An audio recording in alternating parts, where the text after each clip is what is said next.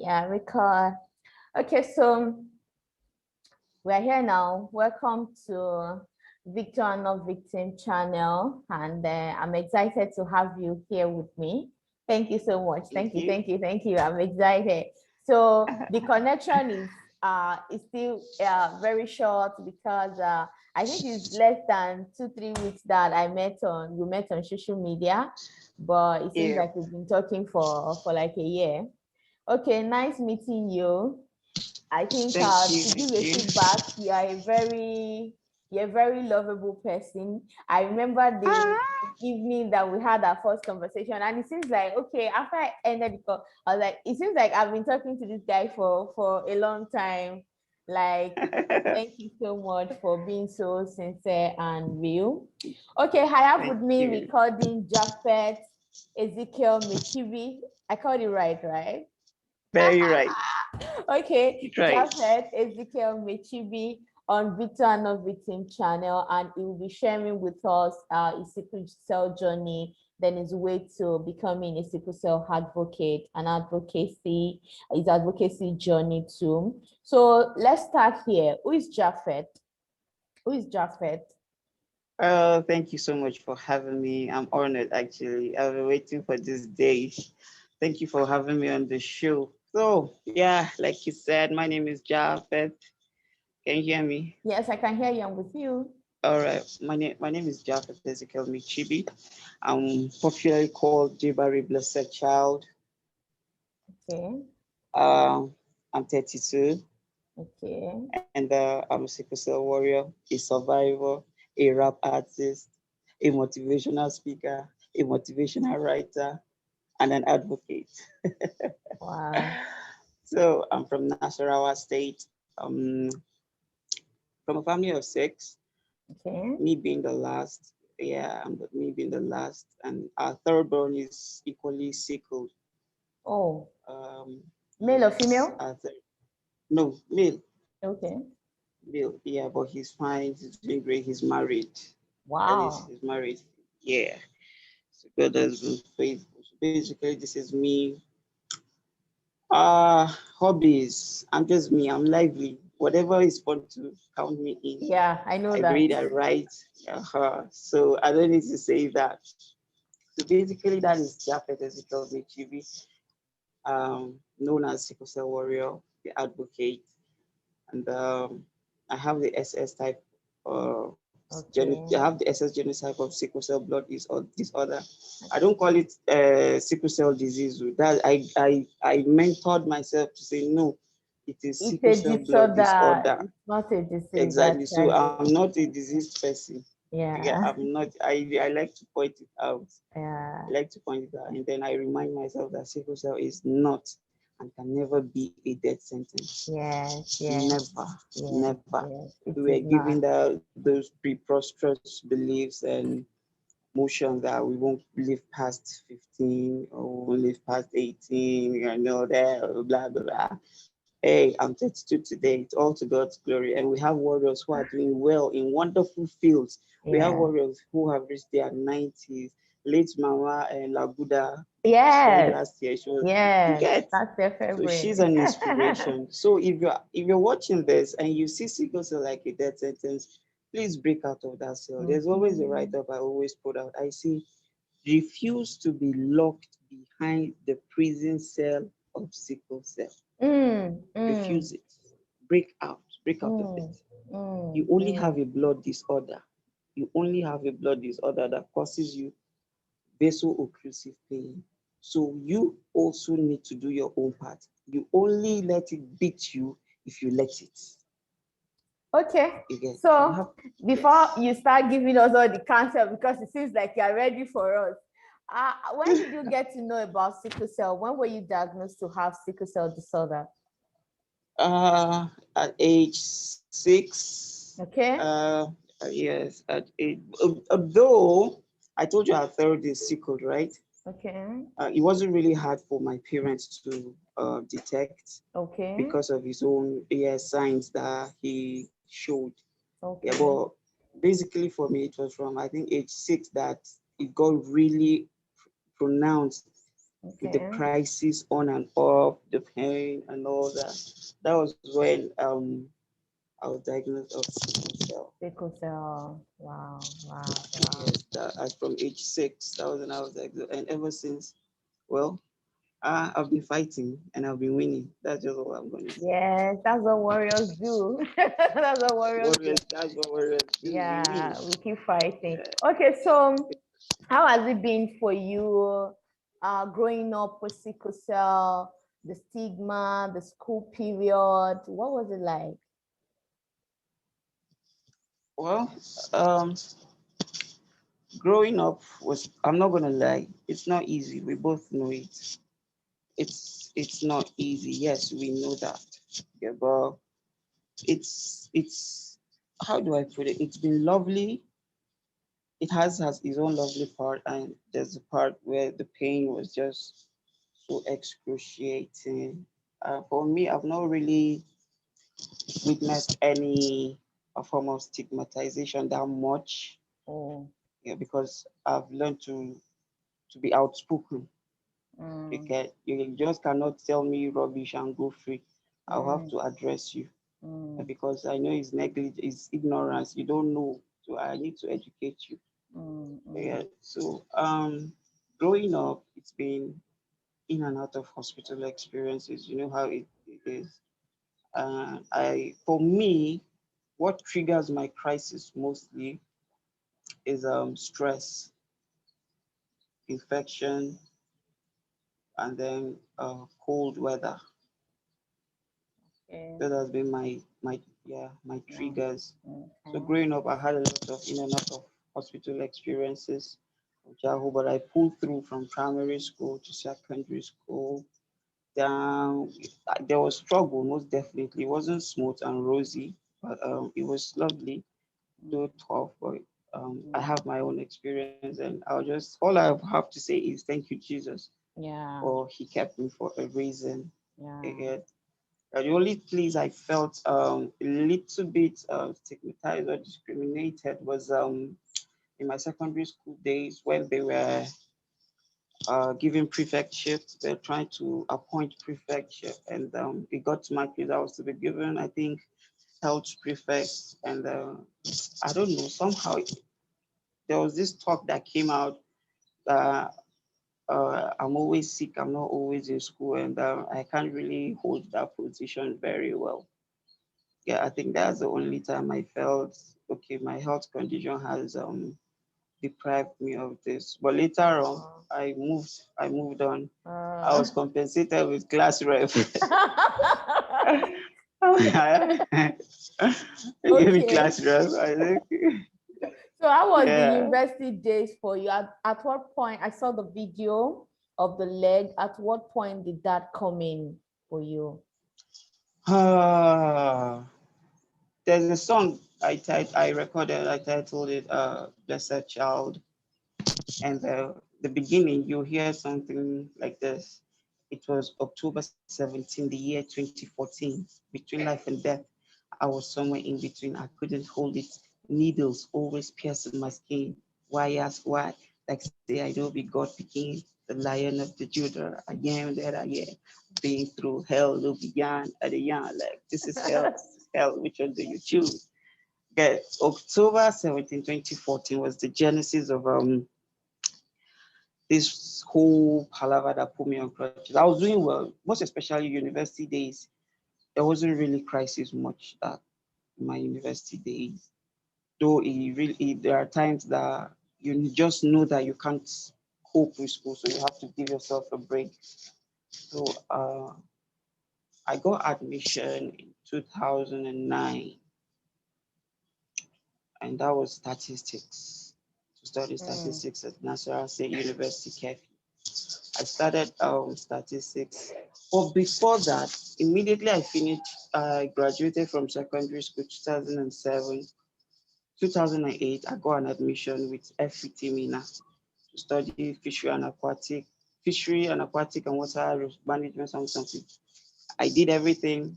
The post UME. It was just for me to go and start registration. And I remember this crisis came straight 1 month plus. I was down.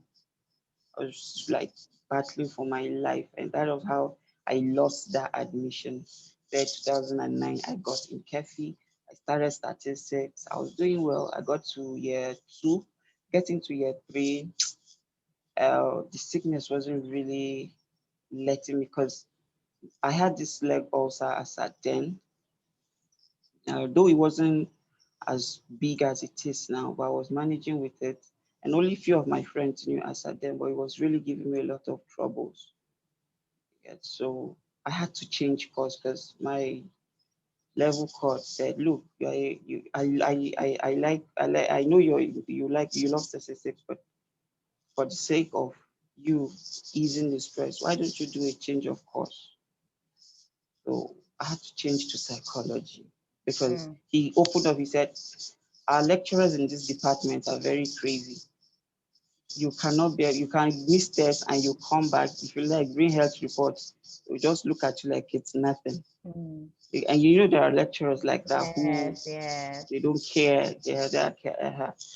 So I hit to it and I changed course. So I was now brought back to year two. I did psychology, everything was well. Got to 400 level. I just got my project topic. I came home to get one of few materials to go back and start. And from that period that I left school, came back home because my dad equally studied psychology. So I came to get materials for him to start my project. Since that very day that I left school, I've not gone back to school till this very day. Wow. That was the genesis. There was no sign, there was no complaint, there was no pain, there was no fall, there was absolutely nothing. I just slept. I was even preparing to return back to school. I think it was a Sunday evening. You know, from Abuja to Kefi is not far. So I said I was going to go. I packed my loads, everything to go back to school. So I slept and I woke up. I realized that when I made a step, there was this squeaky sound in my left hip. It was just squeaky. I said, what is wrong? No pain, oh. Listen to me, there was no pain. I didn't feel pain, no nothing. You get? So I now felt like, okay, maybe to stop, let me stretch. I jumped, stretched my muscles. I now realized I was still making that sound. I called my mom, because my mom, she's my favorite nurse. She's the one I wrote when it starts. I called my mom and I told her, listen to this. When I make a move, she heard it. It was great. Like it was really sounding out. The sound was coming out. You could feel it. Wow. Yeah, you could hear this. You could hear the squeaky sound if you pay attention. Okay, and she said I should observe it. She now said, "Don't go to school. Don't go back yet. Observe it." And my dear, that night, that was the beginning of my trouble. I did not sleep. It was later the pain really started. Wow. I did not sleep that night. It was hell. I was just in pain. So it now triggered crisis at the same time. Crisis came in. So it was really, really, really tough. Next morning we went to the hospital. No, not it wasn't the next morning. I think a couple of days we went, and behold, my left hip was totally damaged, like badly eaten up. And I've never heard of avascular necrosis. I'd never heard of it. So when we had the X-ray done, and the expression on the doctor's face, because she's a family friend, and when he just put it on their board light, and he just said, I just knew there was trouble. Wow. Yes. So that was how they started. I don't know if you've seen the X-ray on one of my pages. That was how they started telling us, okay, this is AV and avascular necrosis. It happens as a result of a shortage of Blood to blood and veins. oxygen supply that causes bone tissues to die. This, that. Wow, I'm going to need a hip replacement. As how now?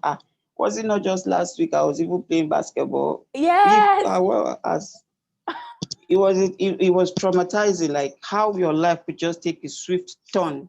that was so quick. Like, You get it was really quick. How you like wow, you just what happened?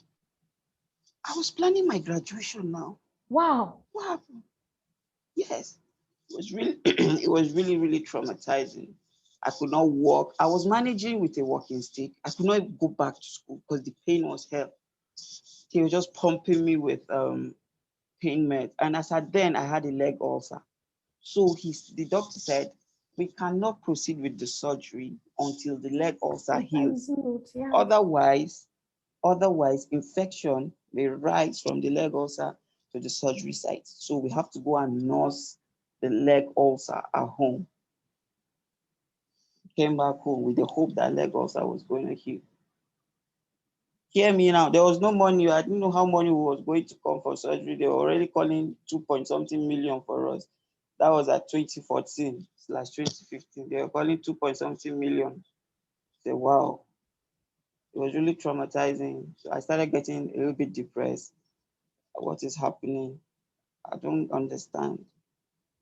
Sometimes I would just try to force myself to walk. Like you just hear, I would just fall back on the bed. They just start crying. Make I know, like I cry. I cry like a kid because man, it was really hurting. Because my mates were calling, Jay, what's up? How far?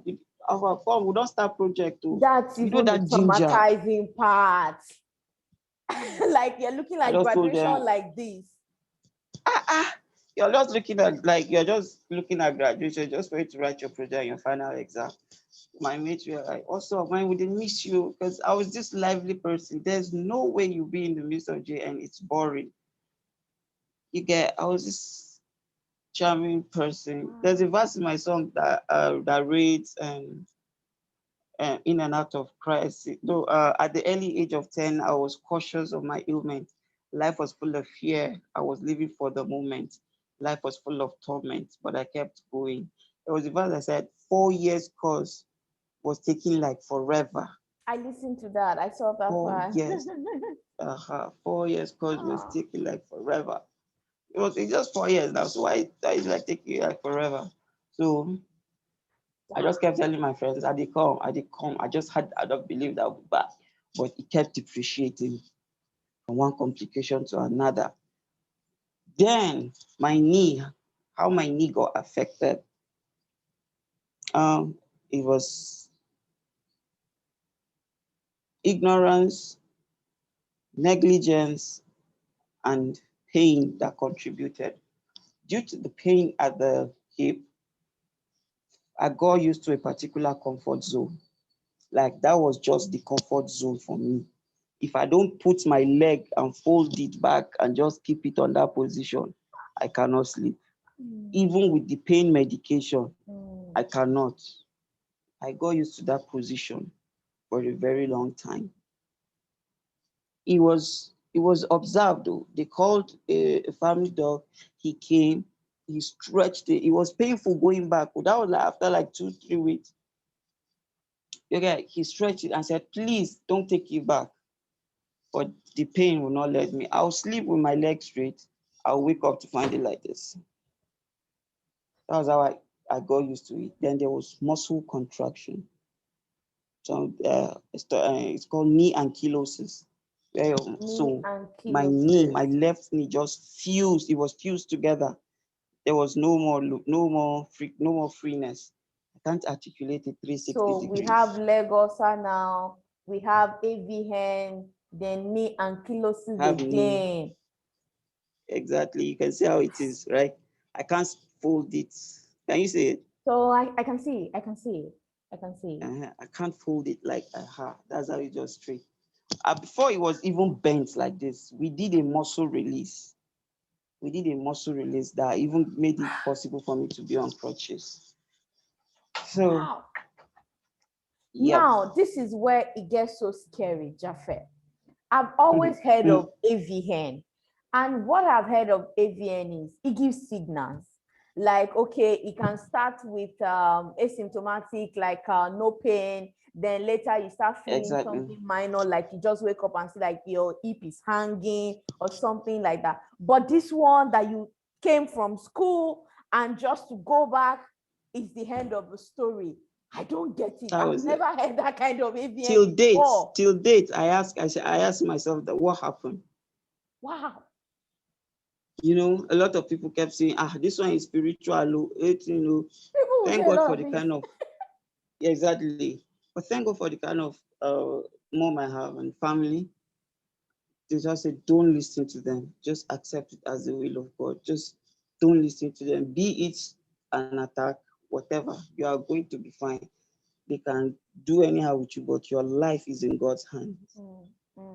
I kept that close to me. I kept that. I said, it is only God that will allow man to kill me. But if it's not my time, I am not living, and I am here fighting, and I am getting to my 90s. And that was the discussion I told you I was having with Peter about you. Peter was talking to me and it was like, I don't even get it. I used to think like, when I was saying, I used to think that I have some kind of courage and all that. But seeing Japheth, that when you see this guy's status, you're just like, how does he pull it together? With all of this, he's on crutches, all of these things happening together, that Japheth is still encouraging everyone, still saying there is no limitation. I'm like, even I don't get it. So kindly encourage us.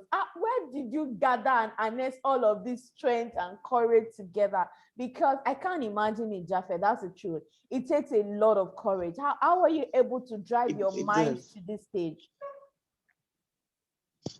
Let me drink water. It's necessary. Please take water.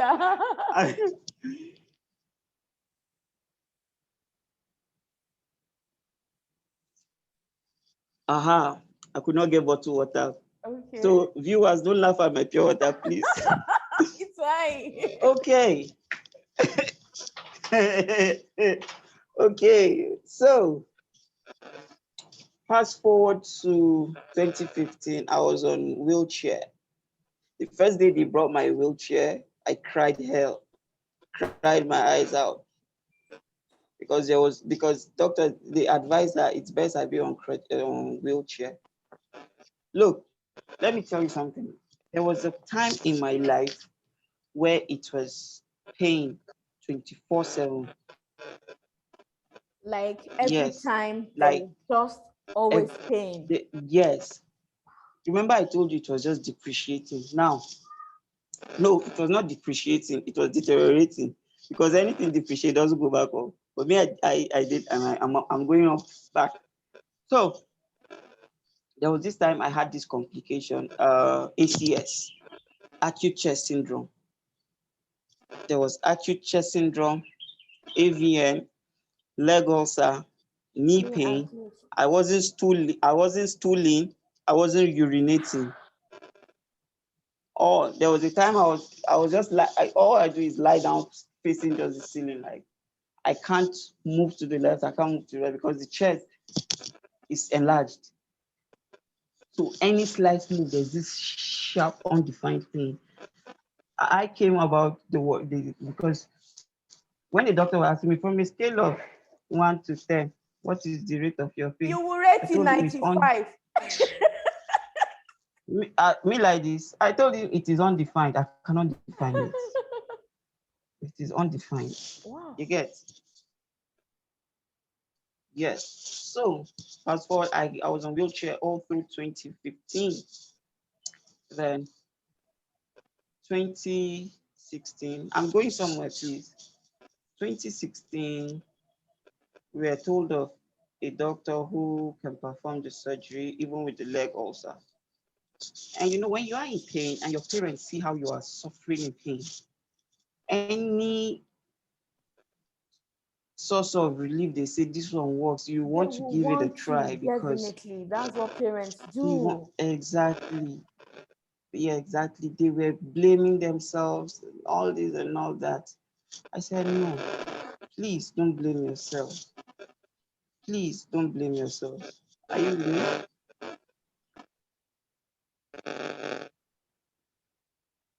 Yeah, Hello? please continue. Okay. All right. Your video sees. So, uh, we jumped into the offer. Dr. Ahmed of Supreme Orthopedics Clinics. Let me stop video. The phone is getting hot.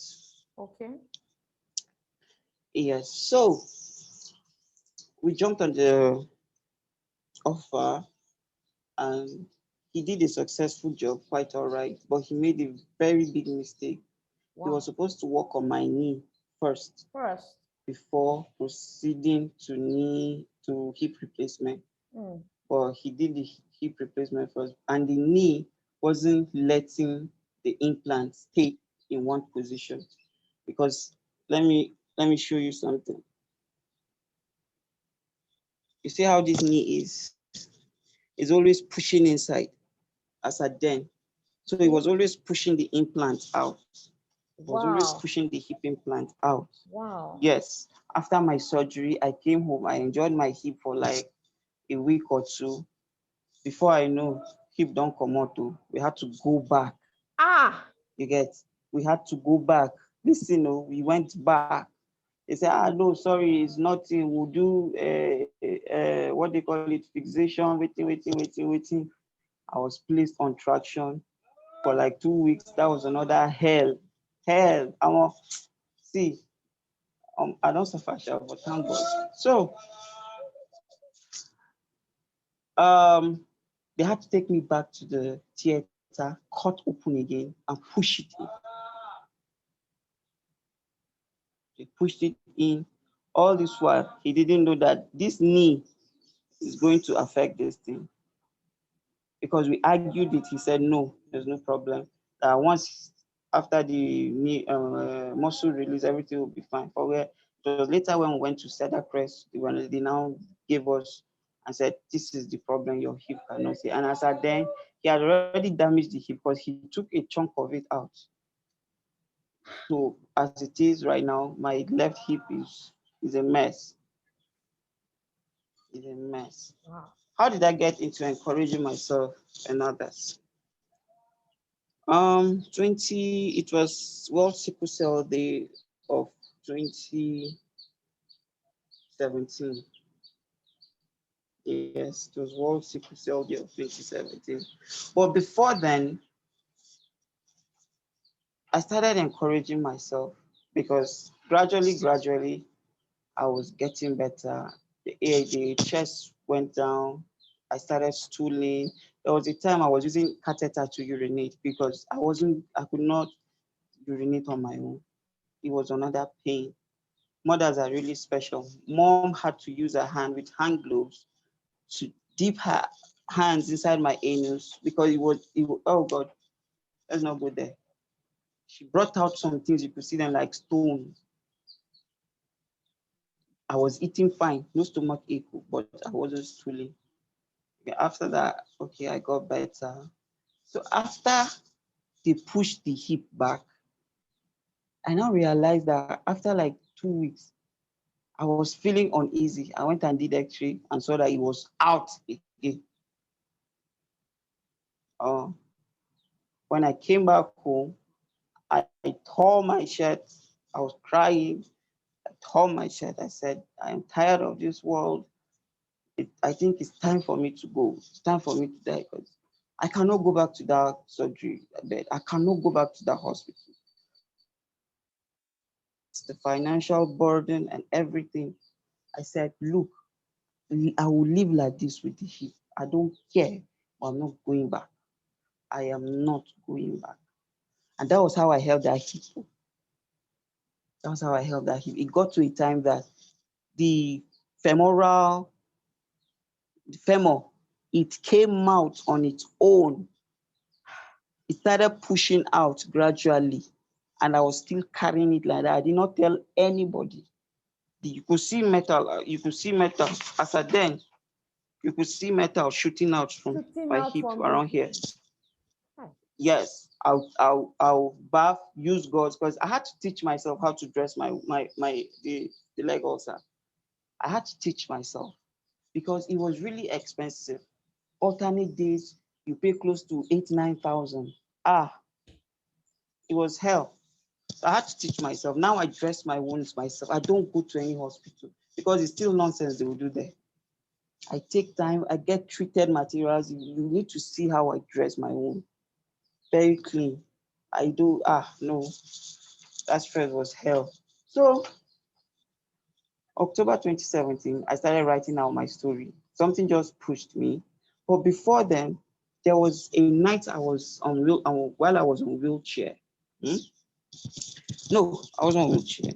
I was lying down. I was about dozing off, and then I heard a very sharp voice, James 1:1, the book of James 1:1. I'm a Christian, and I've learned to be very spiritual with my health situation, and that's been awesome. That has really helped. So I read James 1:1, and it said, "We should count it all joy when faced with different trials and temptations, but the testing of your faith brings forth endurance. And when your endurance is fully tested, you live life lacking nothing."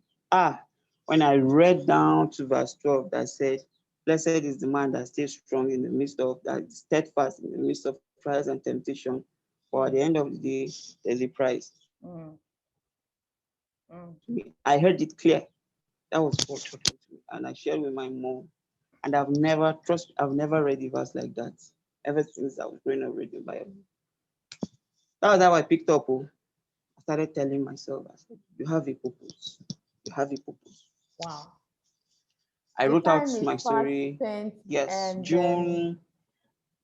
But we have a lot. we So have I don't a know lot. how Can we? really. I think we have to do this again and do part 2. Wow.